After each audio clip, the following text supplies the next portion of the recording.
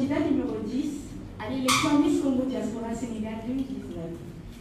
Notre troisième édition a pour thème l'autonomisation des femmes. C'est dans cette optique que j'ai élaboré un projet qui a pour titre l'autonomisation des femmes en milieu rural par l'agriculture. C'est l'agriculture résilient au changement climatique.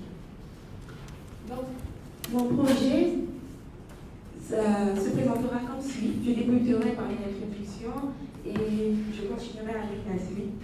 Et dans mon introduction comprendra le contexte général. Les femmes sont l'épine dorsale de l'économie rurale, surtout dans les pays en développement. Elles représentent pratiquement la moitié des agriculteurs dans le monde et sont depuis quelques décennies de plus en plus impliquées dans l'agriculture. Aujourd'hui, quand on parle d'autonomisation de la femme, l'autonomisation de la femme, pour moi, pour faire court, c'est la liberté. Et pourtant, quand on parle des femmes du milieu rural, comme si vous avez suivi depuis le début, les femmes du milieu rural sont souvent victimes sont souvent confrontées à de nombreux défis. Elles n'ont pas d'accès au crédit, elles n'ont pas d'accès aux soins, elles n'ont pas d'accès à l'éducation. Je suis d'accord. Mais parmi ces femmes du milieu rural, il y a aussi des pépites. Il y a aussi des femmes qui sont capables de se lever aujourd'hui, d'aller à l'école, des femmes qui sont capables de se lever aujourd'hui pour participer à l'émancipation de l'Afrique. Et comme vous le savez, l'agriculture aujourd'hui est le futur, l'agriculture aujourd'hui est le futur pétrole de l'Afrique. Si vous suivez les informations, l'agriculture pèsera d'ici 2030 1 milliard de francs CFA. Et moi je pense que si aujourd'hui l'Afrique doit s'émanciper, on doit faire appel aux femmes. Et c'est pourquoi elles doivent bénéficier de l'accompagnement, de l'accès à la formation, à l'information et à la technologie. L'objectif de mon projet vise l'autonomisation économique des femmes rurales à travers des systèmes de production agricole durables et résilients au changement climatique. Pourquoi résilient au changement climatique? C'est l'innovation du projet. Aujourd'hui, on ne peut pas parler d'agriculture sans penser au changement climatique. Les femmes sont les premières impliquées dans les changements climatiques. Ce sont les premières victimes. Et nous sommes tous les victimes du changement climatique. Si nous voulons continuer à vivre sur cette terre, il serait judicieux de tous prendre conscience de ce fléau. La phase pilote du projet cible une population totale de 30 femmes en milieu rural à titre de bénéficiaires directs. Dans ces 30 jeunes femmes, comme j'ai dit tout à l'heure, certes, dans les milieux ruraux, il y a des femmes qui sont victimes de bon nombre, qui sont confrontées à bon nombre de défis, mais il y a aussi des pépites. C'est pour ça que les 30 jeunes femmes ne seront pas juste des femmes victimes de viol, des femmes, mais on prendra aussi des femmes qui veulent s'y mettre, des femmes qui veulent sortir l'Afrique de ce pays et faire évoluer l'Afrique. 2 cultures principales sont ciblées, l'arachide et le coton. Cette phrase est prévue pour une durée initiale d'1 an et sera mise en œuvre dans 2 provinces du Sénégal.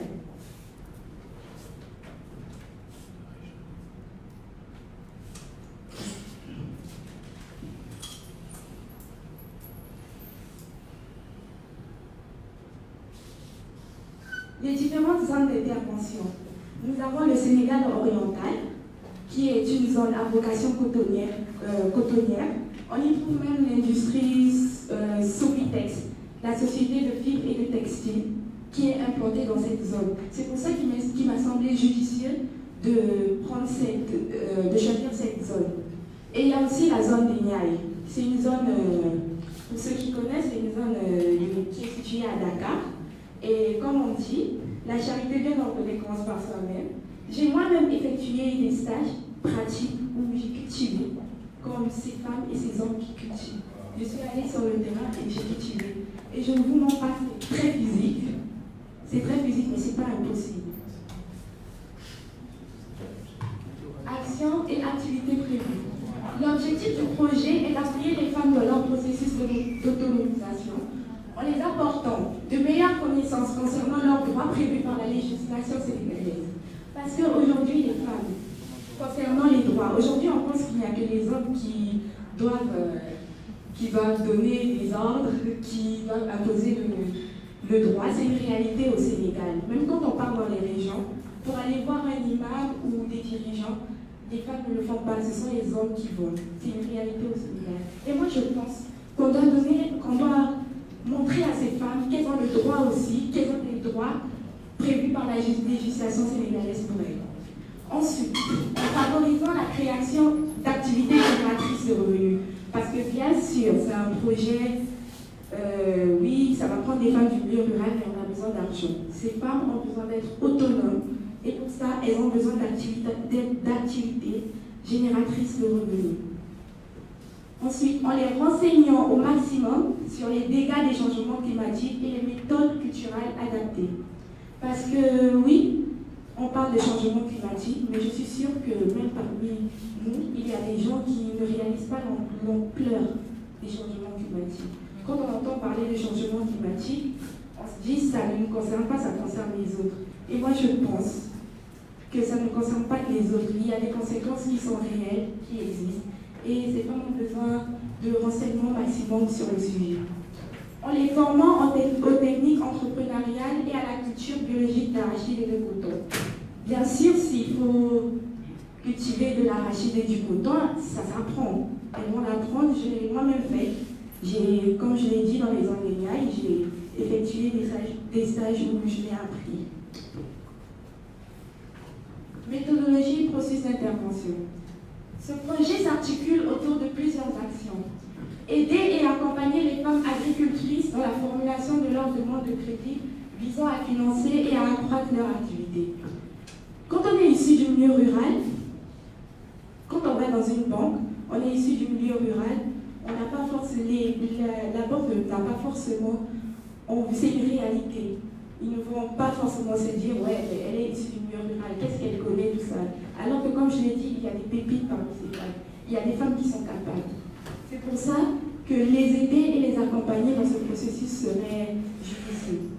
Assurer à ces femmes un accès équitable à la terre et aux ressources productives en nouant notamment des partenariats avec l'État sénégalais.